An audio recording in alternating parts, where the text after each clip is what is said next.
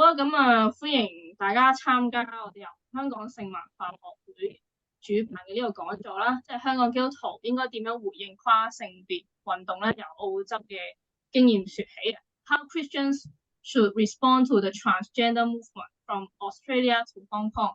咁啊，今日我哋好高興咧，可以邀請到即係澳洲即係 Binary Australia 嘅發言人啦，Kirralie Smith 咧可以同我哋去分享嘅，因為即係澳洲嗰邊咧，即係呢個跨性別運動啊更加犀利啦。咁我哋香港可能啱啱即係吹到嚟啦，咁啊基督徒可以點樣去面對咧？或者我哋將會面對乜嘢嘅挑戰咧？咁都可以去了解一下喺澳洲嗰邊嘅情況先咁。咁啊呢個環節就不設翻譯嘅，咁啊大家就俾心機去聽 Kirralie Smith 用英文嘅分享，或者你啟文或者安然咩補充？冇啦，都好啊。咁我而家係咯，而家將時間交俾Kirralie Smith。Smith, you can speak now. Okay.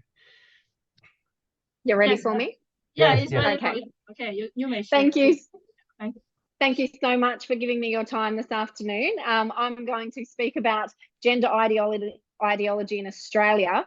I will give a bit of a broad brush strokes of what I do, what I have encountered in Australia. I will give you some specific stories about what's going on, particularly with education and children, and will also come from a Christian perspective. So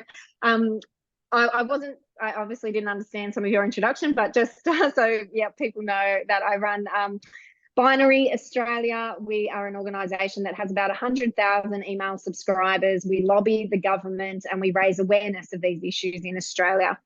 And so what I want to say, first of all, is that gender ideology relies on lies. And lying is unkind, it's cruel, and it can lead to irreversible harm.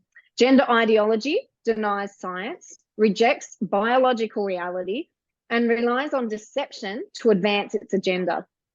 No one can change their sex. Not one human has ever transitioned from male to female or vice versa. Not one sex change surgery has ever been successful. There is a 100% failure rate because nobody actually changes their sex.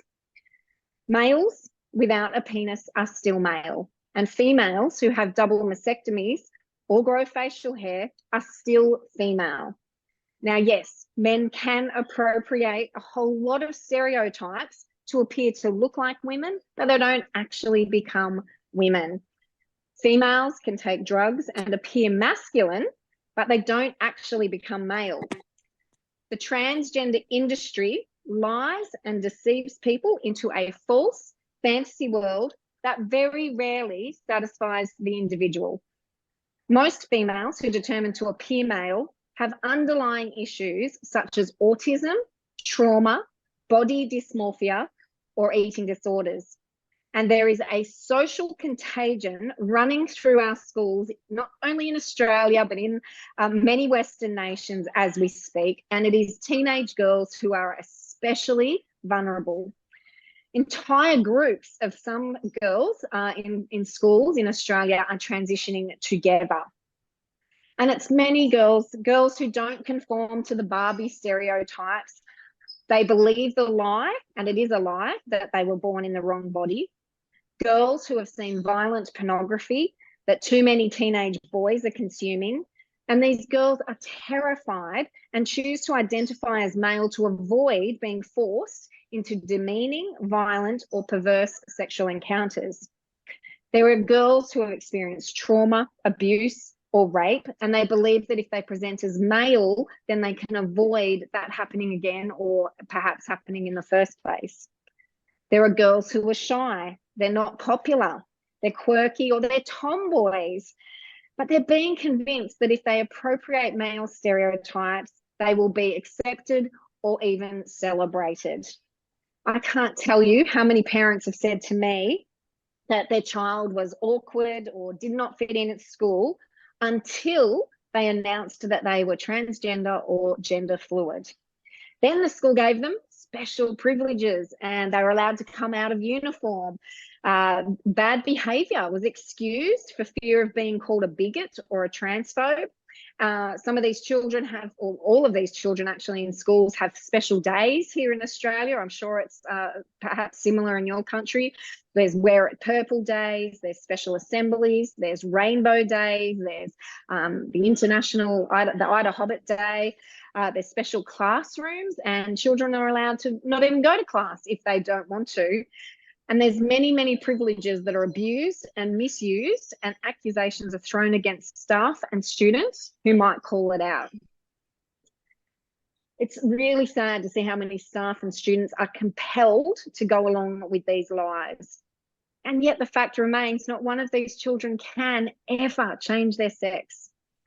Now, feelings are valid and very real, but if we were truly being kind to these children, we would come alongside them and help them to embrace their reality and accept themselves just as they are. Instead of reinforcing stereotypes by giving children drugs, we should be encouraging them to express themselves creatively. And if they want to be gender non-conforming, that's okay, but they don't need medical interventions, because puberty is not a disease. It is a necessary part of human development that every person must go through to reach maturity. Stunting, pausing, or interfering with the natural process will cause untold problems. Now, it's extremely common for girls to be distressed with body changes, menstruation, and emotions that seem out of control. But it is far from kind to lie to these girls and suggest that if they take drugs, puberty blockers, or cross-sex hormones, that their problems will be solved, because they won't be solved.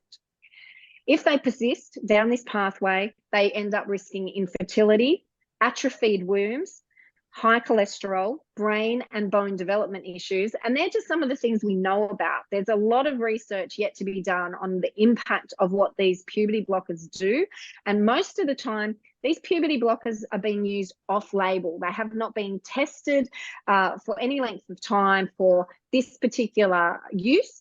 And the consequences are very, very serious. Lying to these children, as I said, is very unkind and cruel. We need to help them and equip them and encourage them to embrace the natural process that leads to maturity. We know that up to 90% of children who suffer from gender dysphoria will desist once they've gone through puberty if there is no medical intervention. Here in Australia, we have several states like Victoria, the ACT, and Queensland, which have all legislated that watchful waiting is illegal, and that they're calling it conversion therapy. It's not conversion therapy. The true conversion therapy is what they want to do, trying to convert a child to the opposite sex, which could never happen. They're outlawing parents who want to wait. They're outlawing medical practitioners who want to just watch and wait and support the children with psychological or psychotherapy type practices, and insisting on medicalising the pathway for these children. But it's not just the girls, of course. Males who claim to be female also have underlying issues. Again, autism, trauma and depression are often factors that in our current environment that are being overlooked in favour of these so-called affirmation therapies. But it's a complete misnomer, because the only affirmation going on is to affirm the lies and to deny the truth. Many of the males who insist on taking female identities have been captured by pornography. But sex is not a spectator sport. We were not ever designed to watch other people engage in sex. We have been designed by God to express love in the context of relationships through sex. It is a fruit of a healthy relationship. It's not a substitute for a relationship. Yet children are now exposed to pornography in bucket loads. The chemical response, especially for males who consume pornography, requires increasing exposure for satisfaction of that addiction. Too many males who are buying and selling the lie that they are now women consume pornography and go on to appropriate hypersexualized stereotypes of the women that arouse them, and it's called autogynephilia. I strongly recommend that you look up Dr. Helen Joyce to learn more about this condition. It's quite disturbing. I have a few quotes that I'd like to read from her. She says, And I quote, "Lots of straight men do dress up as women and find it sexy. So some of these men become more and more bought into this fantasy to the extent that as they get older, it becomes impossible to think that they can live without acting out their fantasy. They don't want to just keep the fantasy woman in their bedroom, or they are going away on cross-dressing weekends with other men or whatever it is, or even sharing pictures online. They determine that they need to live out their fantasy in everyday life. And what is so unusual and destructive about this sexual desire or urge is that it requires everybody else to participate and play along. It's part of their fantasy. And that's not really true of other sexualized fantasies that people might have. So if you're a man whose deepest sexual desire is that he thinks he's really a woman, then that man requires everybody, especially women, to agree with him. He doesn't want to just cross-dress. He wants to come into women's only spaces because he wants to be in a place where he thinks his womanhood is validated. So that just doesn't mean he wants to use the women's toilets or the women's change rooms or sporting events or so on because it's convenient. He wants to do it for validation, and he deliberately does it to try and get that validation. They do all these things that only women can do because that's what they get off on. And any woman who says, no, sorry, you're a man, you're not welcome, she's striking a blow at the heart of his own self-image and erotic fantasy as well. That's the end of the quote. Now, it's extremely offensive and very dangerous for women to be in those situations with men who are insisting that they are also women. I don't know what it's like in Hong Kong, so please excuse my ignorance, but here in Australia, we have violent male criminals now identifying as female so that they can have access to female-only prisons. It's unbelievable. So many men suddenly decide once they're caught and charged and sentenced to jail that they are now women and they are having access to women-only prisons. There's also countless images and stories all over the internet about males who are aroused by accessing female spaces such as change rooms and bathrooms. It is disturbing and it is unsafe for us all. In Australia, the Human Rights Commission and Anti-Discrimination Acts have Australians running scared and succumbing to the lies for fear of being penalised. Here in Australia, our first female Prime Minister, Julia Gillard, one of her last acts in 2013 was to remove all protections for sex from the Sex Discrimination Act. So she removed the definitions of male and female. So there's no longer any protection for male or female under the Sex Discrimination Act. There are, however, protections for males who identify as female or females who identify as male. But those of us who are born and accept our biology and reality have no protections. Tribunals and courts are increasingly having to deal with frivolous complaints about misgendering and vilification. Truth speak has been rebranded hate speech, and calling out males in female spaces has resulted in several people being penalised, including myself, which I'll talk about shortly. There's an increasing number of males signing up in female sporting divisions, and they're all encouraged and supported and protected by the Australian Sports Commission. A couple of years ago, they introduced some transgender guidelines that nearly every sporting body in Australia has accepted. Netball, cricket, swimming, athletics, soccer, hockey, tennis, and more all protect males who insist on joining the female divisions, and they penalise women or anyone else who objects to those males in the female team. So just to be clear, our sporting nation, and that's what we are, a nation of sports lovers, now has more protections for males who identify as female than for actual females.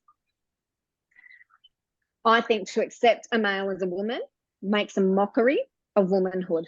It negates the need whatsoever to have separate male and female categories if anyone can be whatever they feel like. But we know that regardless of name changes or the amount of drugs or surgery that a male has, he will always be male. Even lowering testosterone does not change the advantages of bone density, the skeletal structure and strength, heart and lung capacity, blood volume, and fast twitch muscle fibers. No male can transition to female. It is scientifically impossible, and it is bodies that play sport, not feelings. Those who promote this lie that a male can be female are harming girls and women every day. Women and girls are so much more than a feeling or a costume or a drug. And we certainly are not the perversion of a man's sexual fantasy.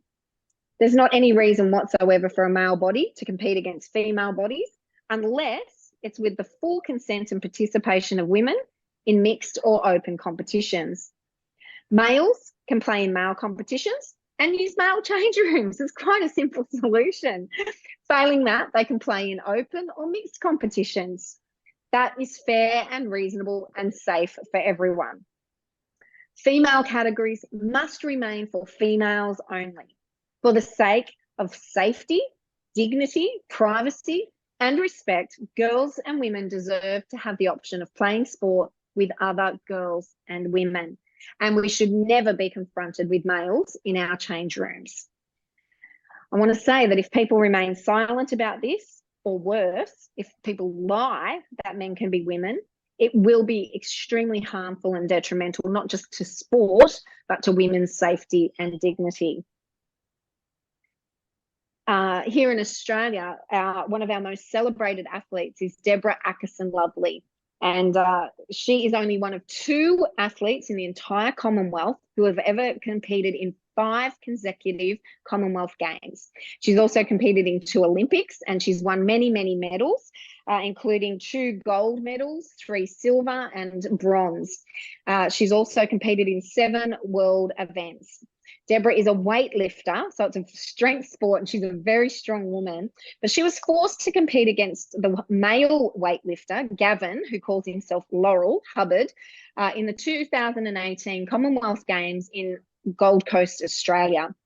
Now, when Gavin Hubbard was permitted to compete in the female category, all he had to do was change his name, his legal documents, and not compete in the male division for 12 months. And have testosterone levels below 10 nanomoles per litre.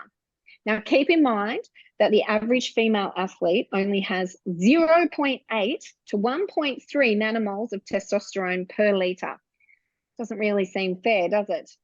And that doesn't take into consideration the size of his hands, which are really important for the grip, the size of his feet, which is the surface area on the ground, the reach that he has, the muscle fibres, and many other advantages of being male.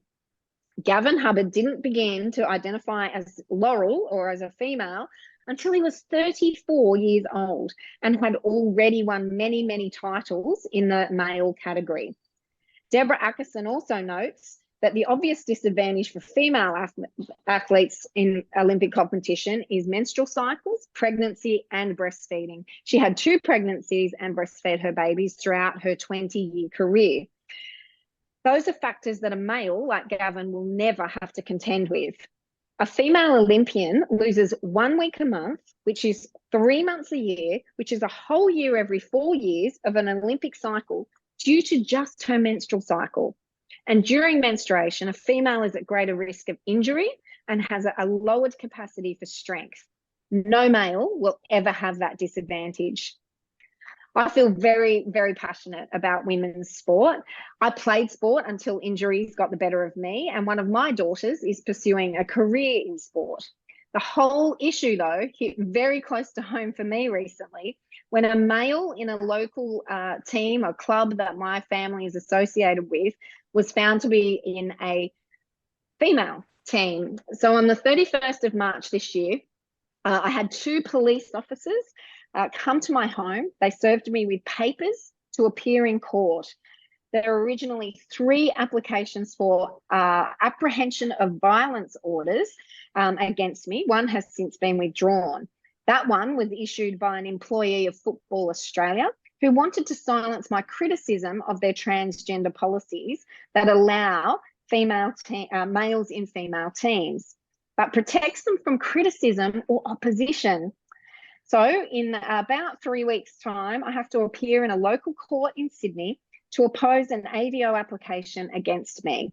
And even though these AVO laws were not designed for this purpose, so the apprehension of violence orders are usually used in domestic violence situations, particularly when men are very violent towards their female partners, that they're trying to use this one against me and saying that it's violence to say that a man is not a woman and doesn't belong in a female team.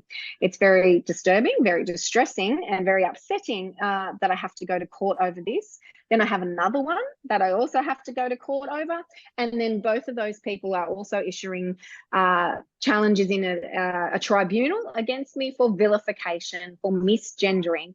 They're upset that I've called them males, and now I'll have to go to court to defend that.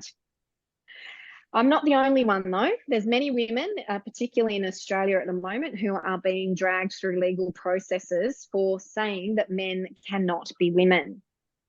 Dr. Gillian Spencer is a senior psychiatrist at the Brisbane Children's Hospital in Queensland, and she has been stood down for questioning the appropriate use of puberty blockers on gender non-conforming children. She's very concerned that the tests haven't been done, that they're being used off-label, and so she has been stood down and labelled transphobic as a senior psychiatrist for daring to question whether or not children should go down this pathway. She's now got a case before like a workplace human rights commission.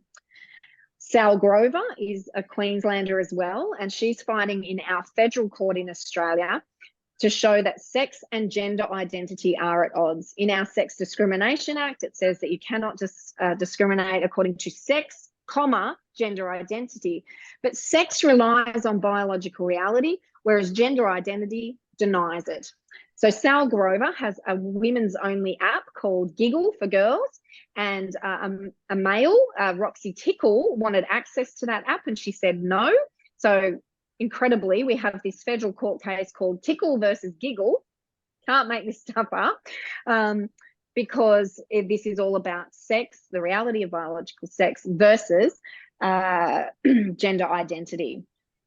We also have Louise Elliott, who is in Tasmania. She's a Hobart City councillor, and she has to face accusations of inciting hatred because she said that males don't belong in female bathrooms. So the courts are being used here in Australia for lawfare to try and silence and intimidate women who are simply trying to draw boundaries around women.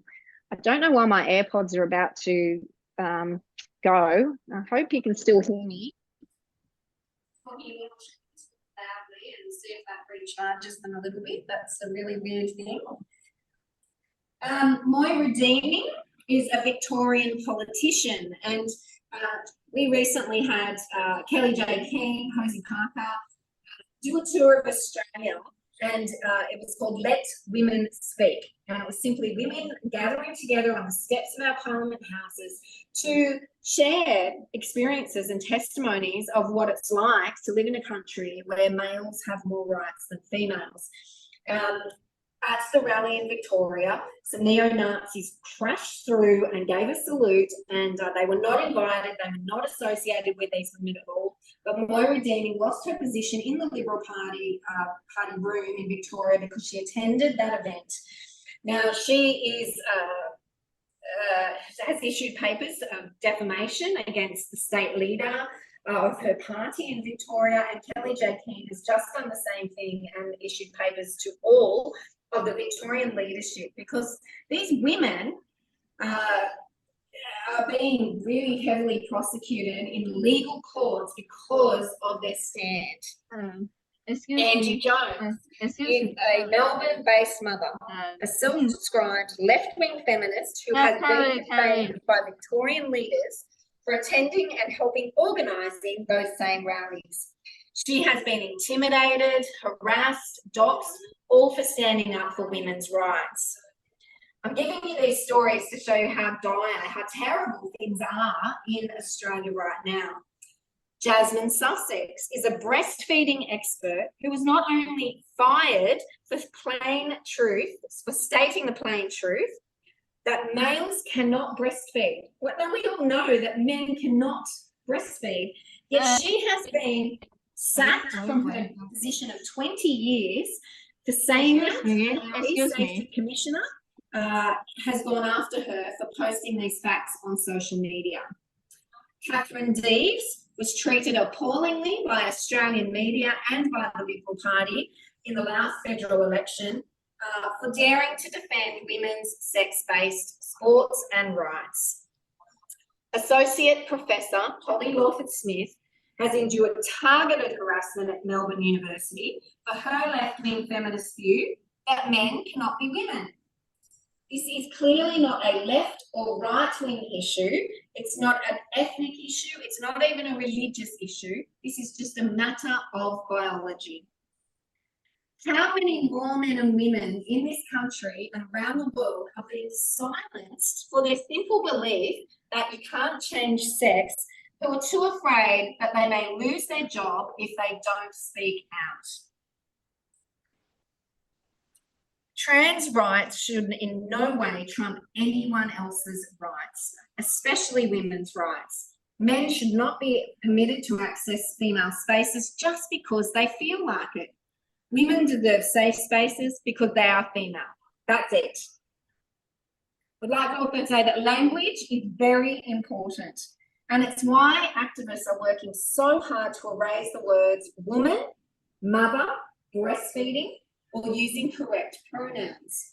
They want us to lie and call men she or women he. They want us to lie and use phrases like a pregnant man or her penis. Newspapers in Australia are printing nonsense like this. The courts are entertaining the same nonsense, with judges writing decisions using ridiculous terminology. About 2 months ago in Australia, in Sydney, a judge gave a decision about a sex offender who exposed himself to a child in a bathroom. And in the decision, the judge wrote, when she exposed her penis. That's incredible. Women do not have a penis, and yet in a court of law, that is what a judge is writing in his decision.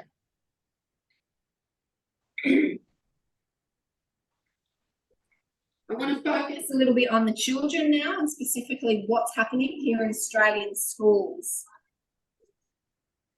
I have so many stories, and I'll just select a few. During the same-sex marriage campaign here in Australia, I and many others warned that if we redefine the word marriage, then we will also end up redefining other words like woman and children, and that's exactly what we've seen happen. With the words children in particular, we found that politicians are increasingly trying to use the term mature minor. But redefining children as mature minors is exceedingly dangerous. They're children and they don't reach maturity until they are adults. Science tells us the reasoning part of a human brain does not reach full maturity until we are in our 20s. And that's why we don't allow children to have tattoos, vaccines, certain consent to their own vaccines, medical procedures, marriage, voting, driving vehicles, drinking alcohol. We protect our children because they are not mature. They're not mature minors, they are children. But they want us to accept them as mature minors for their benefit, not for the benefit of children. Now, I just can see a comment that you can't hear me. I don't know what to do. Your AirPod is no battery or what? Can you use Try that again. Yeah, this is much better. Okay now, very good. Yes. It's just saying that the battery for these is about, it says that they were full when they're in the pack, but they're not. Understand. But when I put it on my phone, it says they're not. I'll just keep going and we'll see what we can do. Use AirPod is better. Yeah. Okay. Thank you. So they want us to accept children as mature minors, but they're not mature minors, they're children, and it's for the benefit of some adults, basically, not for the children. Make no mistake, if these people can convince the society that children are mature minors, able to consent to changing their sex, they want us to They want us to accept that children can then consent to having sex. And there's no way on earth that we will ever agree to that. The education system in Australia is so captured that schools are routinely teaching sexualised content to children. Sexual orientations, sexual identities, and sexual activities are all being taught to children. And note that they all contain the word sexual. Now, I'm not talking about scientific sexual education that children can be exposed to by caregivers for their own safety and education. I'm talking about the blatant celebrations and enticing subject matter that exposes children to adult sexualised concepts. I mentioned before all the special days, the special uniforms or out of uniform, the special things that children have in schools. There are enticements for the children who participate and punishments for the children who do not. We know of some schools where if the children don't come dressed in rainbow colours or the badges or the wear it purple, then they will be fined and have to pay a fee for not coming in uniform that supports the LGBT propaganda. And it's starting very, very young in this country. We have books aimed at 3-year-olds that tell children that adults in their life are not to be trusted, that they can only guess whether that they're a boy or a girl, and that it's up to the child to determine whether that or not they want to be a boy or a girl. It's sowing great mistrust and doubt for adults and doctors in our country. Preschool classrooms are filled with rainbow and trags flags and special activities, and it's infiltrated the education system in such a way that it captures the imaginations of very, very young children who are entrusted to us for our care. And there are penalties for those who oppose it. A little child that we know of, a 6-year-old child, was at school in kindergarten, had a great little friend, we'll call him Billy, and there was a special assembly at school, and the school children were told that Billy was now going to be known as Sally, she, her pronouns, and that's how the children had to relate to Billy now. Well, this little child went home and said to his mother, Billy somehow, how does Billy become a girl? That doesn't make any sense, Mum. And Mum said, of course it doesn't make any sense. That can't happen. But we really like Billy. So if Billy wants to be called Sally, we'll call Billy Sally, but he's not really turning into a girl. And as little 6-year-olds might do, the next day at school, he went up to Billy, his friend, and said, Billy, I know that you want me to call you Sally. I'll call you Sally, but you can't really be a girl. And that little child was then suspended from school for 3 days for speaking the truth. School staff are meant to issue an education, not an indoctrination. And can you imagine how confusing it is for a little child who speaks the truth that they can see and that they know to be true, and then gets suspended for 3 days for doing so? These school staff are not trained in psychology or medicine, yet they are socially transitioning children and encouraging them to change names, dress in opposite sex uniforms, and demand certain pronouns. And this often leads to a division within families, and usually the child progresses to other stages of transitioning. Not enough studies, but studies are showing that if children do take these steps, they will go on to puberty blockers and then onto cross-sex hormones.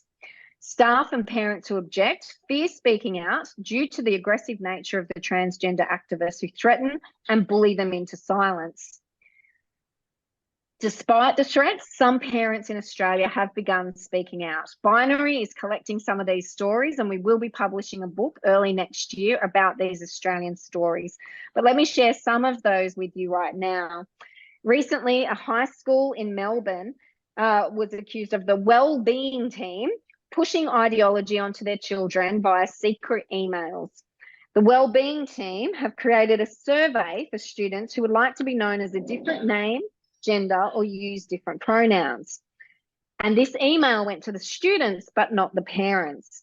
The email said, if this is something you would like or you have been thinking about, or if you're one of the many students we already have supported with gender affirmation, please click here. Please note that if you choose to fill this out, your information will be private and we will not out you. We would just like to organise a time to chat and help you navigate what happens next. This is so evil. They're doing this behind parents' backs and not allowing them to have any input into their own children's development and care when it comes to these issues. One teacher noted it's always children who are struggling with these issues that are vulnerable to activism, and they're never the children who are thriving. One teacher said, when another kid declares they are transitioning, it's never a kid who is clearly thriving, who doesn't have other problems. Even teachers who believe in gender identity can see that this is not good for the children.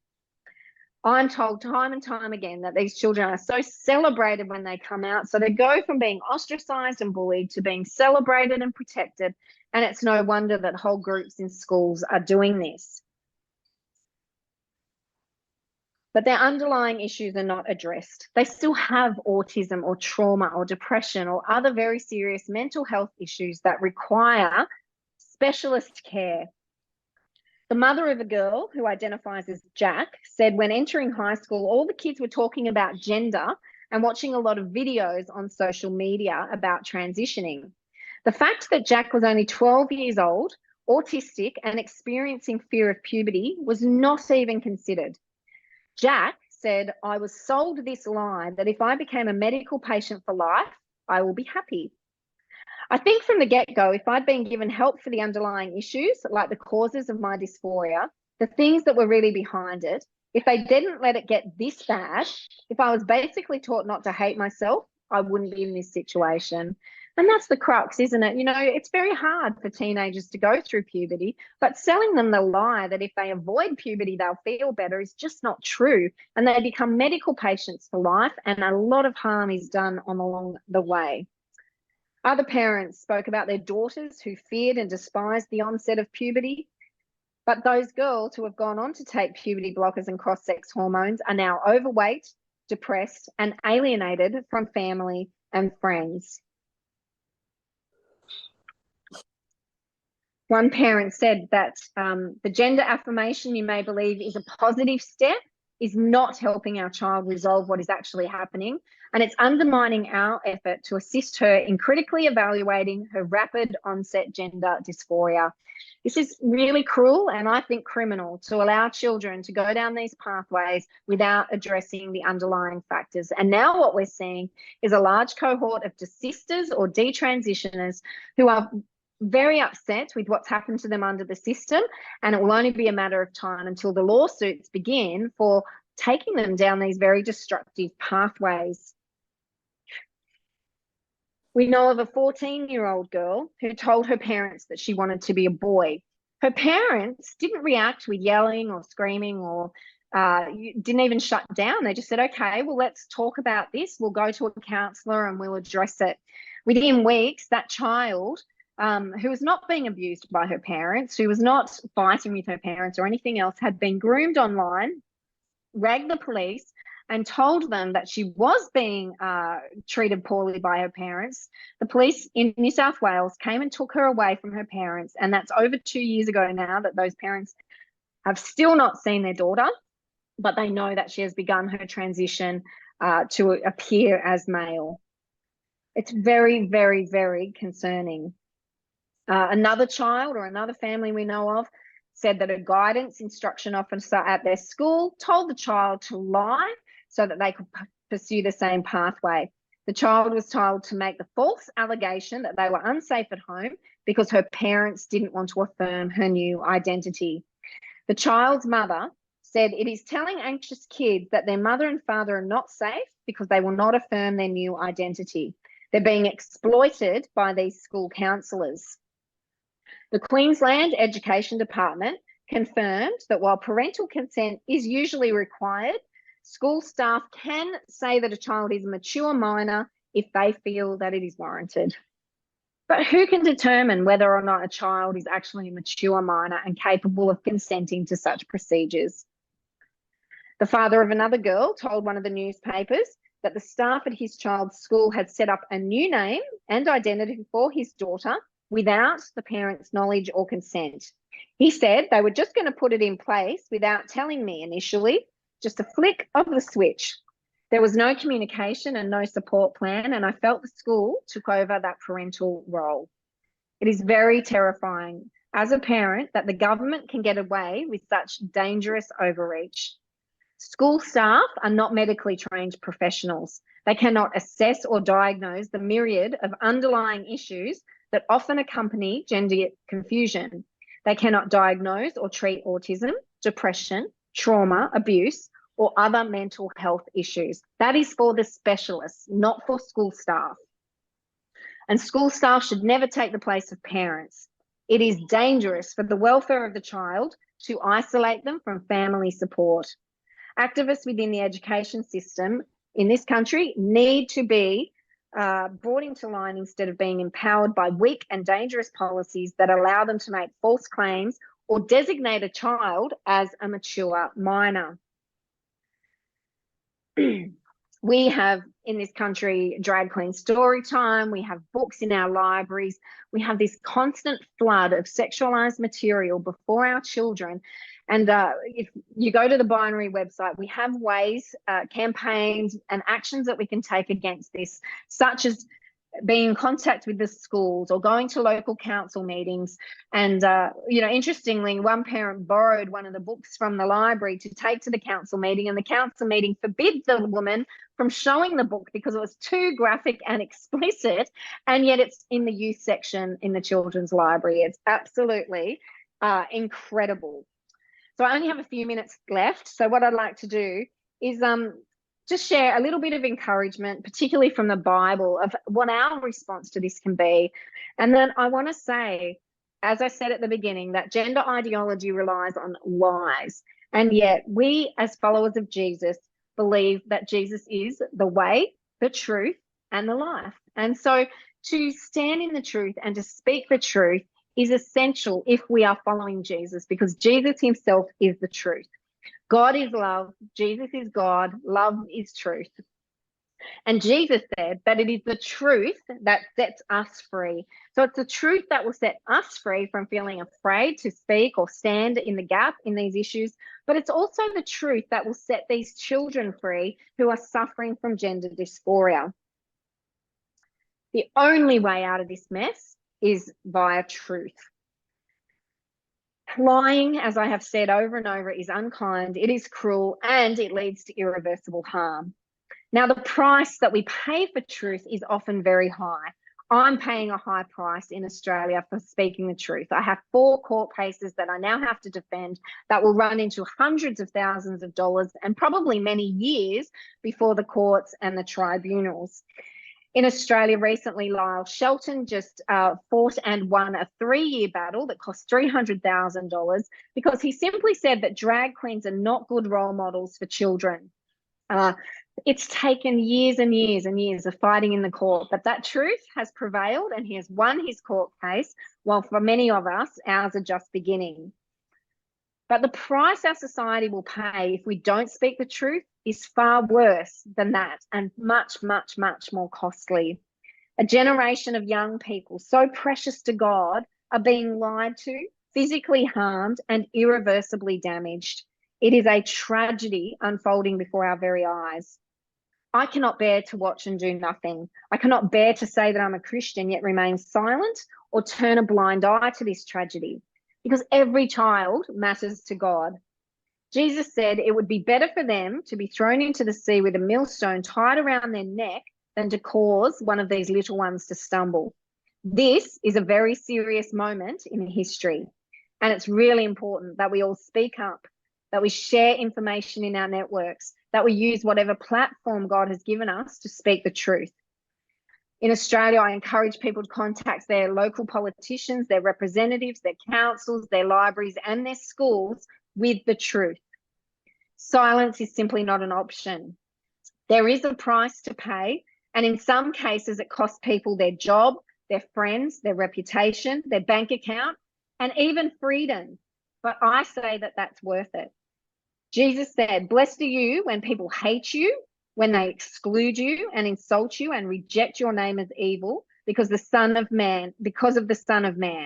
Well, the Son of Man is Jesus, and he is the truth. So it is worth it, and we are blessed when we do it.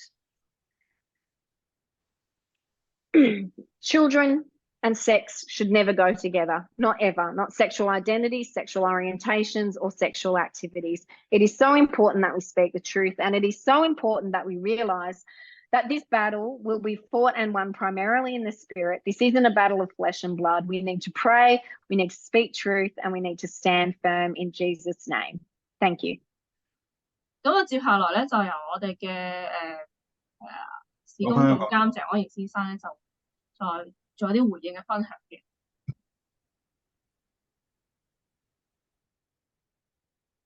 好，咁好。多謝大家即係參加我哋嘅聚會啦嚇。咁我哋其實都係我哋性文化學會，其實都一直咧係同西方嘅即係一啲團體啦去合作啊。咁即係特別係一啲文章啦嚇。咁所以我哋最近就係揾到 Binary 呢個機構喺澳洲，所以就即係都同佢哋有一個會議之後咧，就好快咁樣邀請咗佢哋，即係今日有一個會議啦嚇。咁一個講座啦嚇，都俾大家知道澳洲嗰個情況係點樣嚇。咁其實我哋都想即係多啲去俾而家香港暫時未去到西方咁嚴重，但係咧其實都開始吹到埋嚟啊，所以都要及早去提升，即係俾大家即係知道嗰個嘅警覺性啦嚇。咁我哋而家有一個新嘅聯絡方法，除咗 email 之外咧，我哋都有個 WhatsApp 嘅啊，咁大家都可以如果有興趣想知咧，都可以add 咗我哋呢個 WhatsApp， 我哋再。即係你 send 個 message 就話請加我咁樣喺呢個 WhatsApp 嗰度，咁我哋同事就會即係定期會俾一啲文章嚟啦嚇咁樣，咁所以係啦，咁同埋我哋都有啲文章啦。其實 Binary 呢個組織咧都有好多 leaflet， 頭先佢阿 Smith 都有講到有一啲 fact sheet 啊，即係一啲即係男女啊嘅分別係咩啊，即係有啲單張啦嚇。咁我哋都其實係一直係會係 plan 緊咧，係會翻譯做中文啦嚇，咁所以大家都可以留意我哋資訊嚇。咁係啦，咁所以係咯，頭先阿 Coco 都有講啦，即係呢個 Binary 嘅組織個網頁啦嚇，咁大家都可以有興趣去了解多啲啦嚇。咁我哋啲頭先講咗啦嚇，呢3個宗旨呢個就係嚇，咁同埋咧佢哋網頁咧都有好多故事㗎喎嚇，即係都幾值得去睇嘅。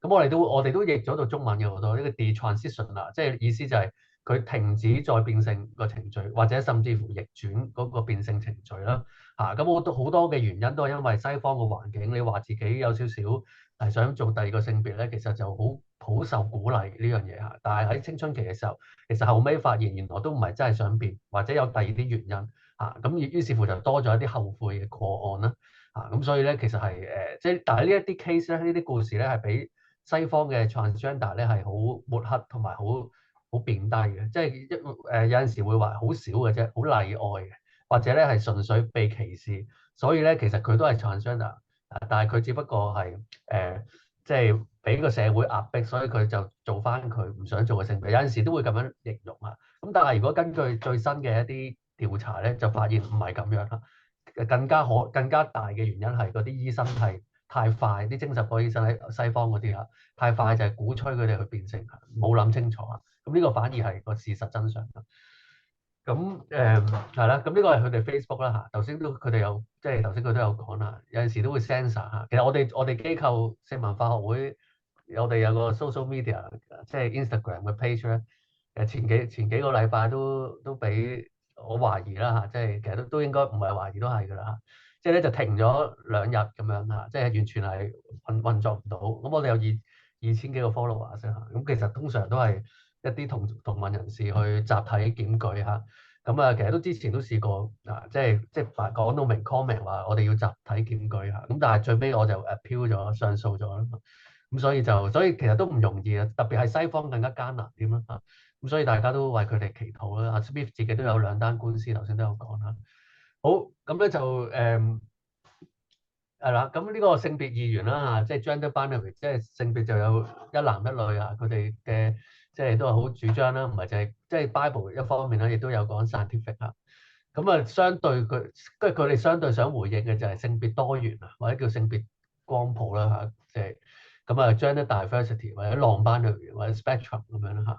咁其實即係我哋個睇法就係呢兩種都係一種性別嘅觀點啊。咁多元社會裏邊應該自由表達同討論啦嚇。咁但係頭先阿 Smith 所講就係好多時候係被認為係 hate speech 啦。如果就係講 A 如果講 A 嗰個觀點，二元嘅觀點啊。咁所以而家西方個潮流就係淨係容納 B 呢種觀點嘅啫，即係性別多元啊，先係一個好似正統啊嘛，好似一個 gospel 啊，頭先關教授都有比喻啊。咁所以其實西方跨性別三大主張啦嚇，即係性別年輕主觀化嚇，即係唔係睇身體性別，睇心理性別啦嚇。第二就係變性嘅年輕化啦嚇，即係小朋友都可以食一啲即係青春期阻斷劑啦嚇，即係加快嗰個變性程序嘅提早啦。第三咧就係訴訟化啦嚇，即係其實訴訟化就係最主力嘅係變咗做一個好似霸權咁樣嘅嘢啦嚇，即係喐啲就會話 misgender 啊，講錯咗個 pronouns 啊，或者話你歧視啊，咁所以其實即係如果你咁樣睇嘅話，西方跨性別主義咧就係一種對性別觀咧係好一元啊，即係雖然佢覺得好多性別，但係咧佢對性別嘅睇法咧就淨係容許一種就係性別多元嚇，其實所以佢嘅性別觀係好單一嘅啊，反而咧其實即係容許呢個社會有唔同嘅觀點，性別觀嘅多元咧，反而先至會唔會係即係更加美好嘅社會啦嚇。咁我哋學會都有好多文章啦，如果大家有興趣可以上我哋呢啲網頁啊，即係去睇啦嚇，即係咁樣好。咁係啦，咁所以其實你見到我舉多幾個例子啦嚇，即係呢個蘇格蘭嘅學生就係同一個道理嘅，佢就話 There's only two genders 啊，咁啊俾人趕咗出校啦嚇，最後啊，咁其實佢上電腦堂，個老師咧就話我哋要喺個網頁度咧登記，咁咧佢就登記嘅時候咧就睇到，咦得兩個性別啫喎，個登記個方法，咁佢就話好老土啊呢個設計，得兩個性別揀啫咁樣，咁啊就 old fashion，咁呢個學生咧就好勇敢啊，即係挑戰個老師。但佢就 But sir, there is only two genders 啊！因為呢個世界就係得兩種性別啫喎，咁然後就拗咗一輪啦嚇，然後就俾呢個老師趕咗出課室。30分鐘之後咧，個老師又同佢理論啊，諸如此類啊，然後佢又偷拍咗呢條片啊，放咗上網瘋傳嚇，咁所以咧要見到，即係佢最尾其實嗰條片最尾個老師就係堅持我哋學校嘅政策就係即係咁樣嚇，咁就唔係好理佢嗰個觀點啦嚇。咁仲有好多嘅，其實嚇，即係呢個美國12歲嘅男仔又係着咗件 T-shirt 啊，淨係得兩種性別啫，there are only two genders，咁又俾學校去即係趕走啦嚇，咁樣就要求佢個父親將佢帶走咯，佢就覺得佢有言論自由喺美國裏邊第一修正案啦嚇，憲法第一修正案嚇，咁但係其實佢咧都冇同學同佢正面衝突嘅喎，即係佢唔係話班房有個 transgender 學生又好唔開心之類，冇嘅喎，其實。係個政策覺得呢句説話咧就係有機會冒犯人，咁所以咧其實即係今日嘅社會就係一個真相都成為咗一個 hate speech 嚇，咁所以係啦，咁其實西方都係啦嚇，即係頭先阿 Smith 都有講即係隱瞞家長嘅嚇，即係個學校啲政策就唔容許父母知啦嚇，小朋友如果想變成有新嘅性別嘅稱呼嚇，即係爹哋媽咪係唔需要知嘅咁樣嚇。咁所以咧，大家會見到咧，香港啦，即係今日想回應多少少啦。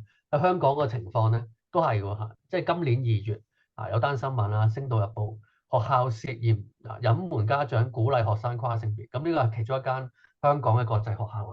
咁你見到一個女仔啦嚇，即係就因為性別嘅有啲 confusion 嚇，佢自己關於自己嘅性別，跟住就見個輔導員啦。個輔導員就話：哦，咁佢患咗一個即係性別認同障礙啦。解決方法咧就係成為跨性別人士咁樣，然後就俾咗啲網上嘅資料佢睇咁樣，跟住咧校方咧就未有通知同埋徵得家長同意咧，就叫佢個男仔名，新嘅男仔名啦嚇。咁就最尾個女仔咧就同翻爹哋媽咪講啦嚇咁樣，然後咧就最特別咧就係家長日嘅時候咧，學校就會叫翻嗰個女仔嘅名，就係女仔嗰個名嘅嚇，喺父母面前嚇。咁所以咧就係即係刻意隱瞞啦嚇，即係嗰個意思就係嚇。咁就最尾嗰個爹哋咧就同阿女再傾翻呢件事咧，就最尾阿女咧就知道原來其實自己都唔係真係想做跨性別人士或者有性別認同障礙嚇咁樣，咁所以呢個女童嘅爹哋媽咪就好嬲啦嚇，就轉咗第二間國際學校嚇，咁所以咧即係大家都要明白，即係特別香港即係譬如特別國際學校啦嚇，咁其實都係有一啲咁樣嘅事件發生。咁呢個情緒健康學會主席林美玲就話咧，以上嘅案例應該先轉介精神科醫生進一步檢查同埋評估，唔應該太快啊，即係要多啲評估啦嚇。咁其實香港暫時咧就未去到西方咁啊，咁但係咧其實你見到即係有啲輔導人員咧，佢已經好似西方咁做嘅嘢嚇，隱瞞家長啦咁啊，即係剝奪咗家長嘅權利，其實教育權利嚇。咁亞洲都係嘅其實嚇，所以呢個日本嘅明星橋本愛啊就話，即係嗱其中一個跨性別嘅一個爭取咧，即係佢一個男性佢覺得自己係女性就可以入女廁啦，咁佢覺得如果喺女廁見到異性，佢覺得懼怕，咁有好多網民就鬧佢啦嚇，然後佢就最尾道歉啊，咁原來都有一半網民咧係同情佢，點解佢要道歉咧？佢只不過講自己嘅感受啫嚇，咁所以咧都亞洲都係有日本啦，即係都有呢啲嘅爭議啊。咁但係又唔係一面倒啊，即係其實呢個 Jordan Peterson 咧就好出名啦，而家即係以前就係加拿大心理學教授啦嚇。其實佢近呢一兩年就即係因為佢啲言論就好，即係喺加拿大就政治不正確啦叫做，咁所以就都佢就冇得再做啦其實嚇。咁其實有一個女主持就問佢即係點解你嗱佢咧就堅持唔應該立法去規範啲人去用一個跨性別人士中意個 pronouns 去叫佢哋佢覺得唔應該立法，即係你可以叫佢哋嘅 prefer pronoun， 你亦都可以唔叫，呢個係言論自由嚟嘅但係就唔應該逼佢哋一定要叫某一種咁佢就有呢個女主持就問佢點解你嘅言論自由大過跨性別不被冒犯嘅權利啦？咁佢就講咗一句都好出名啦，佢就話即係就係為咗有能力去思考咯就會冒住冒犯別人嘅風險。佢就話咧，你睇下我哋而家呢個對話你都願意冒犯我去追求真相咧，點解你有權咁做咧？其實咁都有啲唔舒服嘅咁其實咧就令到佢咧就窒咗一窒嘅即係窒咗10秒到嘅都話。咁呢條片咧就喺亞洲地區、台灣、香港咧都係好多網民去睇啦即係其實新一代咧都未必係個個都跟晒即係左翼嗰啲跨性別嗰啲思想啦我哋係咪要？OK， 咁嗱，咁香港咧就2023年2月6號咧就終審庭咧就有個 Q 同埋 Henry 姐嘅案件啦。咁咧其實就係推翻咗入境處行政規定啦，即係簡單啲嚟講咧就係仍然咧擁有子宮同埋卵巢嘅女跨男喺個身份證上邊咧都可以被視為男性咁樣。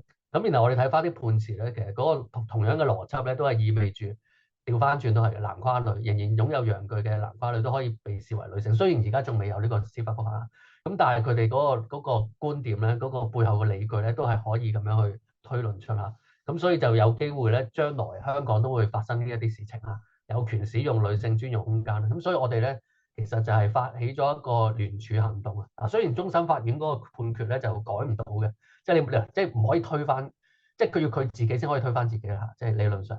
咁我哋作為小市民就好難去做啲乜嘢咁但係我覺得都可以發聲同埋咧即係保安局咧而家都以我哋所知咧最新咧都仲未係有一個新嘅政策去呼應翻呢個判決嘅，佢仲有機會仲係可能拖緊或者仲諗緊咁所以咧我哋都有一個聯署行動，個名就係關注跨性別運動衝擊女性權利同埋兒童福祉嘅聯署行動啦咁希望即係大家都可以去聯署。咁我哋其實本身我哋係諗住盡量7月尾之前去聯署晒咁但係我哋仍然係歡迎大家去聯署嘅而家仲係可以去簽名嘅咁我哋會即係去約政府啦，將一啲數字去俾佢啦同埋咧去表達我哋嘅意見咁樣咁所以我哋呢度有 QR code大家有興趣可以即係你去即係係啦嘟一嘟啦咁樣咁同埋我哋都有個意見建議書咁樣去俾即係政府嘅咁我哋都寫咗嘅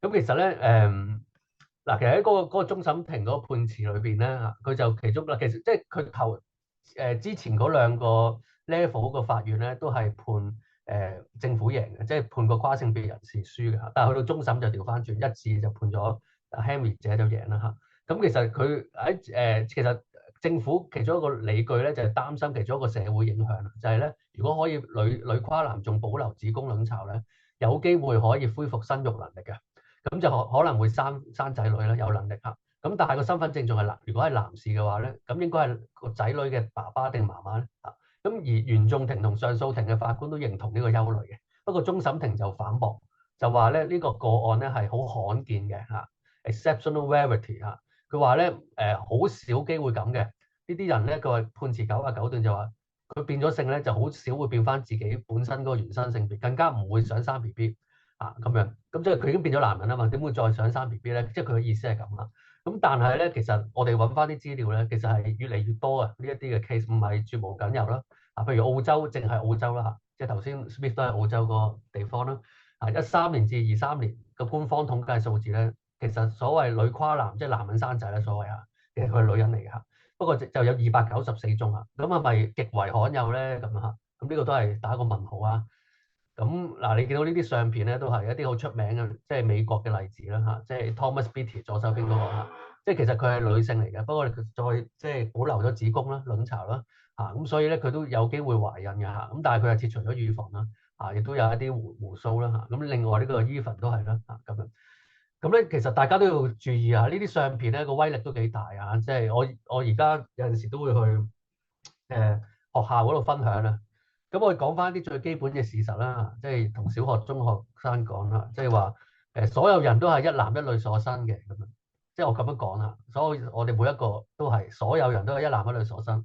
咁就我曾經咧都係有分別有2次，有2個小學同學咧就舉手就挑戰我，就話咧男人都可以生仔。咁我就問佢即係問佢多啲啦嚇，咁點生咧嚇？即係咁其實佢咧就話睇到啲相係男人嚟嘅，但係佢都係懷孕嘅肚啦嚇。咁嗱我就再同佢解釋，其實嗰個係女性嚟嘅嚇，只不過佢即係食咗啲荷爾蒙，同埋佢切除咗佢嘅乳房嚇，佢都係有子宮，所以都係女人生仔嚟嘅嚇。咁所以咧要見到嗱，即係佢分唔到小朋友見到呢啲相，佢個直覺就係覺得男性可以生仔啊。咁但係其實佢就唔知道即係咁複雜啦，即係我可以再解釋俾佢聽啦。咁所以你會見到呢啲影響咧嚇，即係唔好以為香港即係未殺到嚟，但係慢慢一步一步咁樣都係影響緊我哋嚇。咁呢個其中一個跨性別嘅團體叫跨青時刻啊。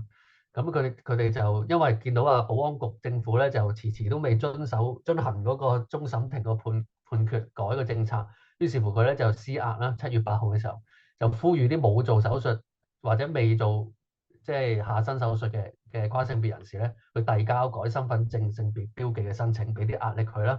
就喺7月8號9點入境處大樓嗰度集合咁樣。咁我哋見到呢一個嘅佢哋嘅呢個活動咧，其實我哋都即係之後嗰幾日啦，即係7月8號，我哋7月11號啦，咁咧就即刻就聯同一啲朋友啦去即係有一啲嘅即係有一啲嘅請願同埋係遞信嘅嚇，將我哋個建議書俾入境處嚇，咁樣關注翻呢件事啊，咁啊捍衞翻兩性同埋兒童權益啦嚇。咁所以我哋其實即係除咗教育之外，我哋都有啲回應社會嘅行動啦嚇。咁呢個就係佢哋跨青時刻嘅社交媒體啦嚇。咁你見到都5000幾個粉絲㗎，即係咁都唔少嘅其實嚇。咁所以你見到越嚟越年輕化，即係咁同埋咧同上一代香港嘅同志運動嘅人咧都有啲唔同嘅，有啲新一代其實我自己觀察下，咁都係好年輕嘅，佢哋最大都係20零歲啦，有啲中學生。咁所以咁所以我會咁樣形容咧，香港面對跨性別嘅衝擊有2個方面。第一個方面係司法制度嘅，咁呢樣嘢我哋所做嘅有限，但係我哋都盡量做啦嚇，聯署啊，我哋見政府啦嚇，我哋去請願嚇。第二咧就係文化方面嚇。咁其實頭先Kirralie Smith 都有講到啊，有個即係 social contagion 講到個字，即係社交感染。其實咧呢個現況咧喺香港咧都開始逐漸蔓延。我自己覺得，我自己觀察裏邊嚇，就係咧特別係少女啦嚇，即係喺青春期嘅階段想做另一個性別。咁其中一個原因就係因為社交媒體網絡上面見到太多人佢哋變性嘅經歷啊，即係有啲似見證咁啊。咁然後佢有少少混淆自己嘅性別嘅時候，佢就會覺得好似有一個即係好似我就係行呢條路啦。譬如 YouTube 啦，佢有一個調查咧，係一個學者叫 Lisa 叫做 Littman 嚇，叫做 Littman 佢做嘅調查發現咧，有好多變性嘅少女咧，佢哋點解變性咧？其實都係有部分嘅即係最常見嘅支持渠道咧，就係有48% 係睇 YouTube 嘅有變性影片，46% 係睇啲 blog。45% 係 Tumblr 一個 social media 啦，同埋啲網上群體啦，媒體係啦。咁同埋咧，佢哋喺西方裏邊啦，呢個主要啊。咁就係一啲 friend 咧就會笑一啲唔係跨性別嘅人士啊，有22% 嚇。咁就自己身邊啲 friend 都係跨性別，有36%啦。咁同埋咧，佢如果話自己會計劃變性咧，佢哋會受歡迎好多咧，有大約20% 嚇。咁所以咧都係你會見到係另一種壓力嚟嘅呢個，即係。同埋啲醫生咧，頭先講咗啦嚇，即係都會同佢講啲性別治療師話，其實難醫百病嘅嚇，咁樣啊，每一次睇醫生佢話咧都催促我用藥同埋做手術咁樣嚇，諸如此類嚇咁樣。瑞典啦嚇，即係尤其係英國、美國、瑞典都係近呢10年咧，佢哋嗰個特別少女啊，即係變性嗰個速度係快好多嘅嚇，即係飆升咗15倍啦。瑞典啊，13至17歲啊，還有 GD 啊 gender dysphoria 升咗1500% 嚇。咁其中一個原因就係又係立咗一啲法例啦嚇，推行一啲性別中立教育嚇咁樣。咁所以我哋都要小心啊，即係特別喺性教育上邊啊。咁啊，呢個英國嘅數字你見到係飆升嘅，係2013、14、15、16咁啊飆升嚇。咁啊特別最多黃色嗰個就係青少年嘅 female 啊咁樣。咁其實都係好睇翻啲調查咧，發現其實係青少年嘅女性咧比較多，比較容易喺社交媒體嗰度受影響，係相對地比男性係多嘅嚇。咁男性雖然都會有嚇，咁但係咧相對女性再影響大啲。咁所以嗱，香港咧都有呢啲嘅情況啦。以我哋所知，都多咗一啲浪班裏就即係聲稱自己係非二元性別嘅女仔嚇，都係嚇。咁比較多啊，都係嚇。咁我哋都最近大約半年前啦，即係都認識咗一個即係都係佢嘅父母去聯絡我哋啦嚇咁樣。咁呢個媽咪同我哋講，即係阿女就同佢講話即係叫佢唔好再同啲親戚講我係你嘅乖女啊。咁原因就係因為我唔中意聽到個女呢個字啊，即係我唔係女嚟嘅咁嚇。咁當然媽咪聽到就晴天霹靂啦嚇，好無助啦嚇。亦都唔知點樣同佢解釋。個媽咪都同我分享翻嚇。咁我都即係聽咗佢講咗好耐啦嚇。咁佢就其實都唔知講乜好啊。佢即係但係硬係覺得即係唔自然啦嚇。即係佢都係基督徒嚟嘅嚇。咁但係咁樣講嘅時候咧，就阿女就更加反感啦，即係更加多爭執啊。咁其實再同佢傾耐咗，其實都發現有啲經歷啦嚇，即係好多自我價值好低啦，情緒問題啦嚇，即係亦都好多困擾啦嚇，精神問題啦。咁所以都係即係唔容易嚇，即係亦都以前細個被同性騷擾啦嚇，即係笑佢冇一個好嘅身材啊。咁所以覺得自己都唔係一個女性嚟嘅嚇。咁但係亦都未去到想做男仔，因為男仔又唔係話好好啊。佢話都係好粗魯同埋好鹹濕，佢就話。咁所以咧就未至於想做男仔啊。咁直至到上網見到原來有一樣嘢叫浪班裏邊啊，好似咧即係個天開咗條路俾佢咁啊，即係佢覺得好開心，終於都揾到自己個身份啊，好釋懷啊。咁所以咧你會見到即係對佢嚟講一個好似臨時嘅天堂啊。咁但係其實接納自己嘅過程就唔容易啦嚇。咁其實以前如果當佢唔知道有浪班裏邊嘅時候咧，其實佢都會即係可能比其他人唔容易啊。但係咧佢都要慢慢去接納自己嘅女性身份嘅時候，有陣時回頭睇翻咧，都係覺得值得嚇。咁但係其實但係如果多咗呢啲身份嘅時候咧，就錯過咗佢接納自己呢個過程啊。咁當然啦，即係我哋都同佢建立咗信任關係之後，即係都同佢講翻其實都唔使咁快定自己係咩啦。浪班裏邊嗰啲，其實揾自己都好漫長嘅嚇。咁樣其實咧佢聽咧就順意好多嚇，即係佢我都係鼓勵佢揾自己啊，只不過係即係唔使咁快定住嚇。咁其實都即係係啦，即係都希望佢可以即係慢慢去再揾翻咁嘛。咁所以有陣時我哋唔一定要用一啲道德嘅語言啊，即係話咁樣唔自然嘅嚇，神唔係咁創造嘅心意啊。咁而反而你係用翻佢聽得明嗰啲即係自我啊呢啲 language 咧，咁咧就容易啲同佢對話到啊。咁呢啲我哋啲經驗啦嚇，咁樣咁所以我哋即係我自己覺得即係喺香港裏邊咧嚇都多啊，即係而家個情況嚇，即係我哋都要擔心，即係要關注呢個 rapid onset gender dysphoria (ROGD) 啊呢個情況喺青春期裏邊特別即係會容易有啦嚇，即係或者係青春期裏邊發生嘅 rapid onset 嘅意思啊咁所以就係啦，頭先都講咗呢個 Lippman 嗰個研究啊，好多都係社交感染啊。社交影響因為咁有一個 case 就係4個14歲嘅女仔一齊上堂，然後個教練咧就即係話自己跨性別，然後1年之內呢4個學生咧都話自己係跨性別嚇，咁咧其中一個 case 嚇，咁同埋有個少女亦都係交咗新朋友之後咧就即係唔再認同自己係跨性別啦，之前就認同自己跨性別，因為佢個群體就係咁啦，咁轉校重新開始啊咁樣。係啦，咁所以一啲朋輩壓力咧都係即係都有一個影響啦，發現啦。咁呢啲都係一啲研究調查發現嘅結果啦。咁所以即係我哋點樣回應咧？其中一個方法就係我哋都要針對翻嗰個自我觀嚇，即係佢哋成日都係話做自己啊，咁好吸引啦呢樣嘢嚇，即係最唔中意就係啲外在嘅道德嚇。咁啊，我哋都有陣時都要用翻佢哋嘅語言嚇咁樣。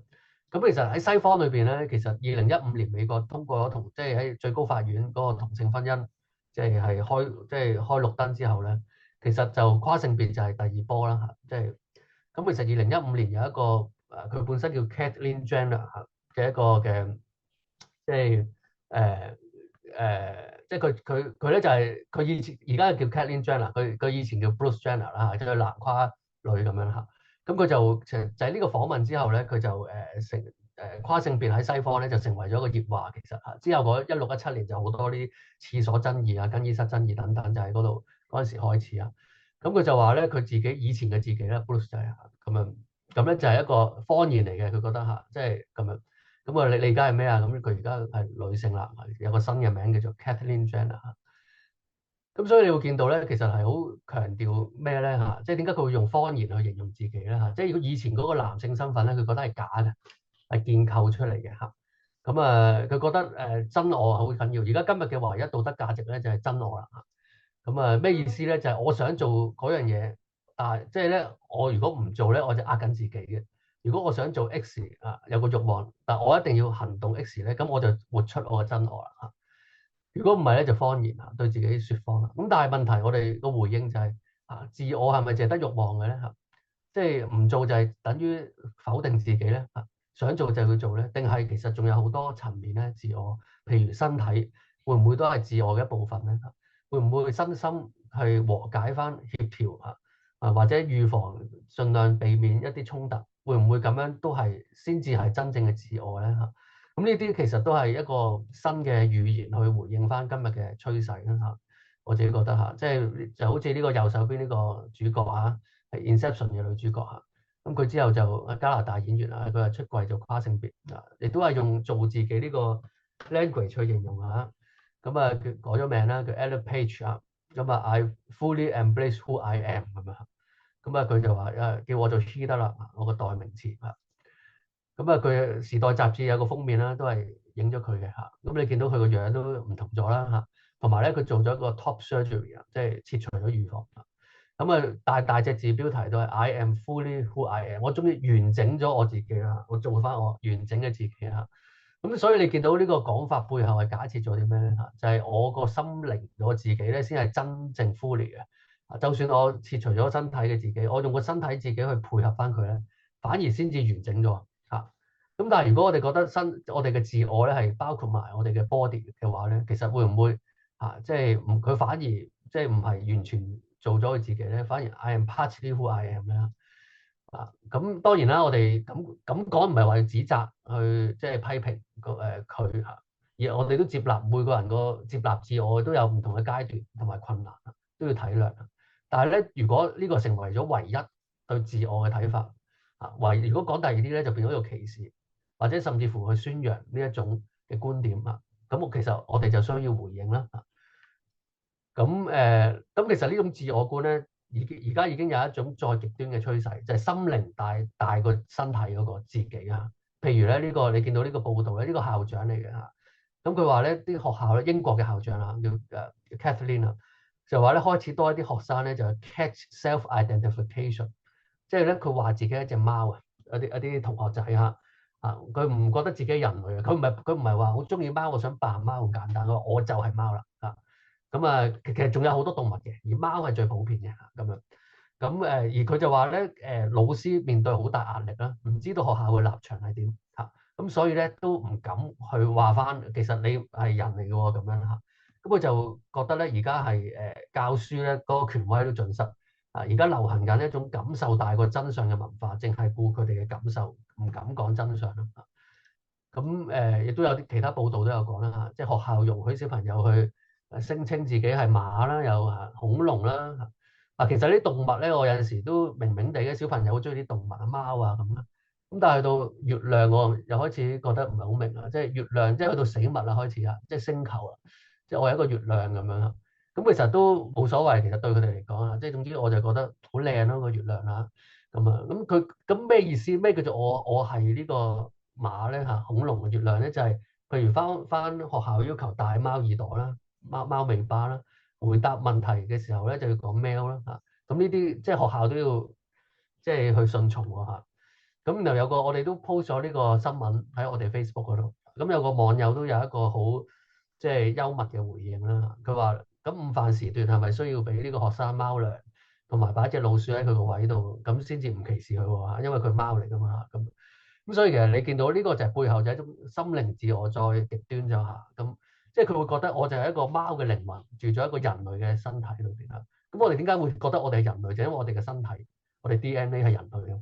其實就係咁簡單嚇。咁但係而家越嚟越否定身體，你會見到個趨勢係越嚟越嚴重啊。澳洲啊都係有澳洲啦 ，Melbourne 啊，即係又係中學生自認係貓，學校就支持佢嘅選擇啊咁樣。咁啊 Form 3啦，如果香港就係咁啊，佢咧就用喺學校咧用四肢行路啦嚇，即係佢冇四隻腳啦，四肢行路。佢覺得自己隻手係貓爪，用條脷舐手嘅。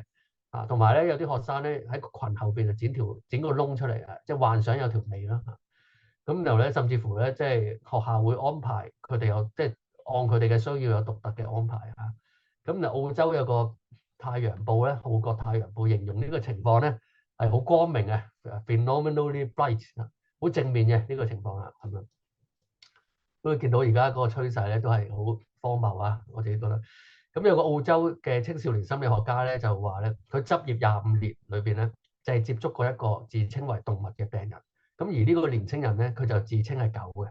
喺治療過程裏邊咧，佢就發現呢個年青人生命裏邊好多壓力嘅來源啦。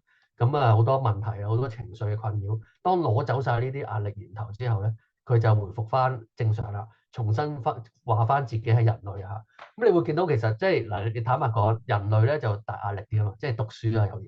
其實你有陣時就係見到隻貓好似唔知做乜咁啊，即係好懶惰啊，或者好 chill 好舒服咁樣。咁其實對一啲年青人嚟講嘅，我即係做貓好過做人啊！即係從呢個角度去睇，即都係另一種嘅逃避啦嚇。咁但係當佢冇咗呢一啲壓力之後，我發覺做人都 OK 喎，可以擁抱翻做人。佢會唔會做翻人先係真正嘅真我咧嚇？擁抱翻人類嚇。咁所以其實性別都係我覺得嚇，性別都係我哋身體嘅一個特徵。我哋擁抱翻自己嘅原生性別，都係一種擁抱自我嘅角度嚇。咁但係調翻轉啦，如果我哋忽略咗呢樣嘢，即係俾我咁你做狗啦嚇，你做貓啦。如果一味容許嘅話，會唔會係無助佢生命有啲成長、有啲突破咧？反而令到佢做唔翻佢自己咧啊！咁唔單止係做隻貓做隻狗啦嚇，亦都有啲係跨種族啊 transracial 啊。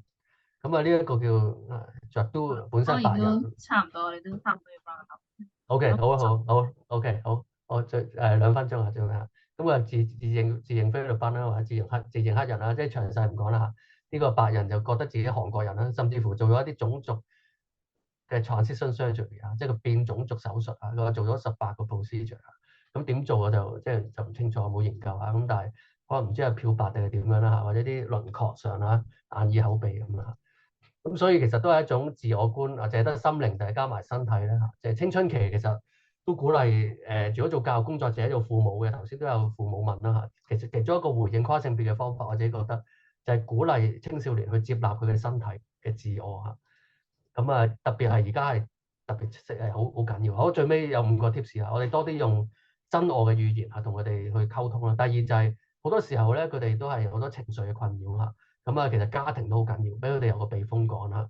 即係教會裏邊嗰個家庭嘅工作啦，一啲電影即係引導佢哋思考，唔係淨係虛擬，即係抽離咗個身體去活喺第二個世界咁。然後我哋亦都要嚴肅處理小朋友會唔會即係被性騷擾嘅情況，我哋盡量避免一啲高風險嘅情況啦。咁同埋咧，我哋有陣時咧都可以回應嘅，即係如果有個年青人同你講啦，我 support LGBT 嘅。咁其實你可以同佢講 LGBT 裏邊都有啲矛盾嘅，你係 support 緊邊一種咧？